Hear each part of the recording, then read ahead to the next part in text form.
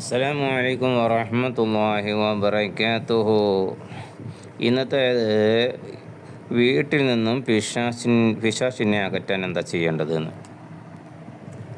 ജാബിർ റളിയല്ലാഹു അൻഹു നിവേദനം ചെയ്യപ്പെട്ട ഒരു ഹദീസിൽ നബി സല്ലല്ലാഹു അലൈഹി വസല്ലം പറയുന്നതായി കേട്ടു. ഒരാൾ തൻ്റെ വീട്ടിൽ പ്രവേശിക്കുന്ന സമയത്തും ഭക്ഷണം കഴിക്കുമ്പോഴും ബിസ്മി ചൊല്ലിയാൽ ശൈത്വാൻ തൻ്റെ അണികളോട് പറയും, നിങ്ങൾക്ക് ഇന്ന് ഇവിടെ താമസിക്കാൻ പറ്റില്ല, നിങ്ങൾക്ക് ഇന്ന് ഇവിടെ ഭക്ഷണവുമില്ല. ദിക്റ് ചൊല്ലാതെ വീട്ടിൽ പ്രവേശിക്കുകയും ഭക്ഷണം കഴിക്കുകയും ചെയ്താൽ ശൈത്താൻ പറയും, നിങ്ങൾക്ക് ഭക്ഷണവും താമസ സൗകര്യവും ലഭിച്ചു എന്ന്.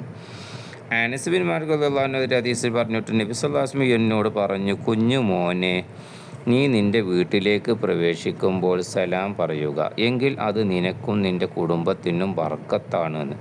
വീട്ടിലേക്ക് പ്രവേശിക്കുമ്പോൾ ബിസ്മി ചൊല്ലുന്നത് പോലെ തന്നെ വീട്ടുകാരോട് സലാം പറയുകയും വേണം. വീട്ടിൽ ആരുമില്ലെങ്കിലോ അസ്സലാമു അലൈനാ വഅലാ ഇബാദില്ലാഹി സ്വാലിഹീൻ എന്ന് സലാം പറയണം. അപ്രകാരം പറയുമ്പോൾ മലക്കുകൾ സലാം അടക്കുന്നതാണെന്ന് ഹദീസിൽ കാണാം.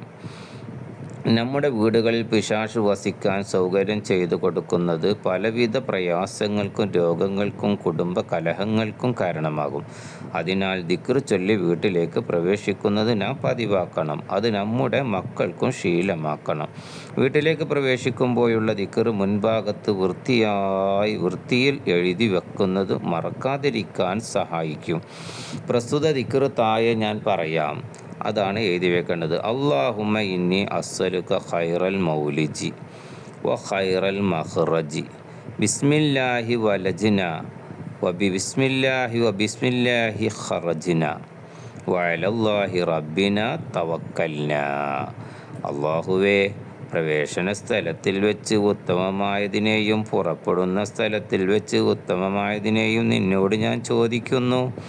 അല്ലാഹുവിൻ്റെ നാമത്തിൽ ഞങ്ങൾ പ്രവേശിക്കുകയും അല്ലാഹുവിൻ്റെ നാമത്തിൽ ഞങ്ങൾ പുറപ്പെടുകയും ഞങ്ങളുടെ രക്ഷിതാവായ അല്ലാഹുവിൻ്റെ മേൽ ഞങ്ങൾ ഭരമേൽപ്പിക്കുകയും ചെയ്യുന്നു.